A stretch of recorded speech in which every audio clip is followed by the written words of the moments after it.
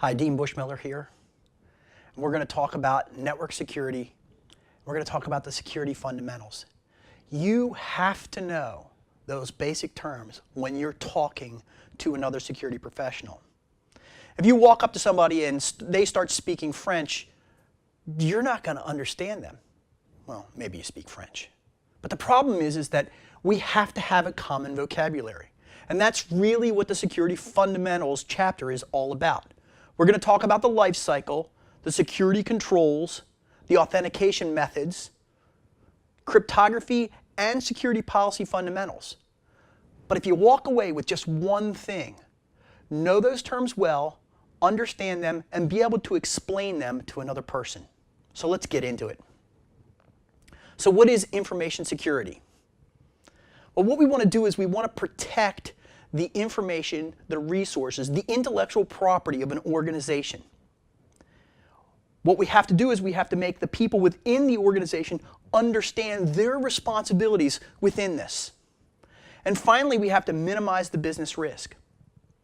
I've seen a lot of organizations have really good intentions. They create great products, but they forget to minimize the risk. They get really far down the road, and what happens? They get sued by somebody on the outside. What happens? A compliance officer or an auditor comes in and says, "You're not allowed to do it that way. I'm sorry, you're going to have to pay us $1 million." We really don't want that. If we have a grounding in risk management, then they will have a grounding in risk management. That is the people within your organization. Okay, so what are we going to protect? We're going to protect two things. One thing's called data, and the other is the resources. Usually what I say is the data is the stuff that's stored, and the resources are those tools that we store it on. For instance, the data, also called information, may be the patent that you all are working on for your organization.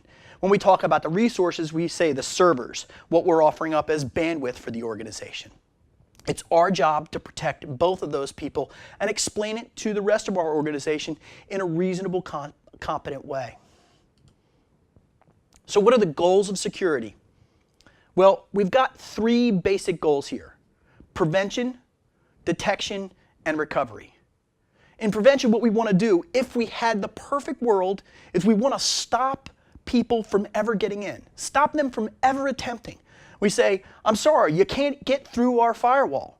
If we do that, then we don't have to worry about the other controls. So I know what you're saying. You're saying, well, let's just get really good preventative measures and get rid of the rest of the stuff. It doesn't work that way. You can't prevent everything. If you did, you wouldn't have a network, you wouldn't be connected to the internet. And today we're in an internet-connected world. Okay, if we can't prevent, then let's detect. Monitoring, logging, and reviewing all of that information is a great technique for the things that you can't prevent. For instance, if you're running a web server, you're going to have to allow through the firewall on port 80 or port 443. That's HTTP and HTTPS. So that means you can't prevent that kind of traffic. But what you can do on your web server is create logs. Those logs will be the monitoring that you do afterward. So you capture it and then you review it. And that's a big trick that we're going to talk about later on in incident handling, is to have that data to work with. Okay, prevention, detection, and then recovery. If everything goes wrong, how do we rewind back to something else? Do we have a backup tape? Do we have a backup methodology? And can we get that in a timely manner for our business? So let's talk about a couple of our terms here. One of them is vulnerabilities. Now, a short way to describe vulnerabilities is a weakness in a system. The attacker says, "Oh, I see that you have port 80 open." That's not a weakness yet. "I see that you're running this particular software on your server, and that has a problem with it, like a buffer overflow." Okay, that buffer overflow in your web server is a weakness. Now, what you should be doing is something like patching that. So for now, we'll just talk about the vulnerability by itself. That's the weakness. Let's move on to threats. These are usually not the people, but how the people do what they do. Like, we might want to attack changing the information. We might want to look at interruption of service. A denial of service attack is a threat to our organization. And each one of these things, the integration of access, the damage to hardware, the damage to the facilities. Those are all threats to our organization. What can go wrong is really what the threat's all about. Next, let's talk about the attacks, how they do what they do. So if I was to send a buffer overflow to your organization, I could surf the web, get to your machine, connect to it, and then I could say, oh, here's this file that I'm supposed to be posting. When in reality, it's not really a file that I'm supposed to be posting. It's an evil piece of code that I'm dropping onto the machine. So that's one way to attack. And there are many different ways to attack. When I do my penetration testing, I do a lot of different attacks. I might not go directly at an organization. I might go to a social networking site. I might go to, say, some sort of DNS server on the internet and find out about your organization and collect up that information in my reconnaissance and then use that to actually attack you. I know that you're running this kind of web server. I know you're running that kind of FTP server. And then I'll go ahead and I'll go after it. So the attack is the activity that I'm doing. Now, when I'm attacking, remember, I'm doing it because somebody hired me to do it. When an evildoer is attacking, it's inappropriate. We call that an intrusion. They've actually gotten inside of our defenses. Now, we roll this all up into a profile. That profile is the risk to our organization. So when we talk about risk, we're saying, okay, we have assets. That could be data or resources. And those resources, those assets, have certain vulnerabilities on them, and we have certain people that want to go after us, the threat agents, if you will. They're going to use particular threats against us, and we're going to combine all that up. Now, a lot of times what you'll see is they get this risk calculation, where risk is equal to vulnerabilities times threats times assets. Don't try to do the multiplication there. It doesn't really work out. What we're saying in risk is, this is our risk, this is our exposure, this is our possible problem that we're having right now. Now, if we've got a risk and we have threats, what can we do about it? Well, that's what controls are. Controls are what we do about it. Now, there are all sorts of different controls, and we're going to talk about them later on. But what they do is they say, this threat or this particular attack, we're going to stop it here, here, and here, and here's how we're going to do it. Controls can be something like a firewall, or it can be simply patching your system. Now, a lot of times we forget about the fact that we could also, in a control, we could, say, turn something off. If there's an FTP server out there and it's really not doing a great job for our business, then maybe what we want to think about is turning it off for a short period of time and rebuilding that service. Okay, so now let's end up this section with types of controls.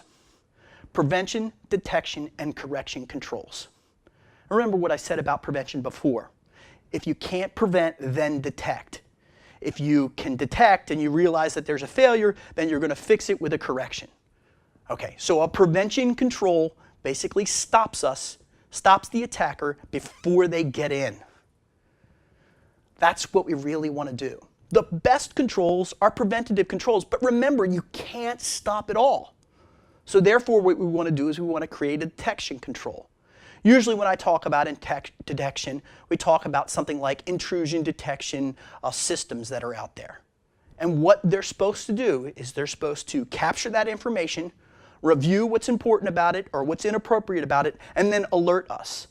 So that is the logging and monitoring. Now that monitoring by the system is then brought to you as the organization or as the security professional, and you're going to look through it and say, oh, this log, this particular event, that's important to us. This one over here is not important to us. That's a false positive. And we'll talk more about IDS later on.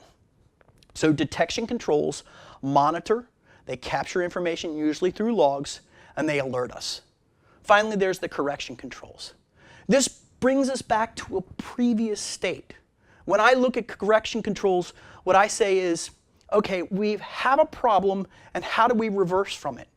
In antivirus, we can say, well, when the virus comes onto our workstation, we're going to pluck it right out, and everything goes back to normal. Or if we're backing up from our previous state, remember, we're going to lose something. So our corrective controls, we really don't want to do them that often. We want to stick to prevention and detection in a lot of cases. So we've got one last thing to summarize before we move into the questions.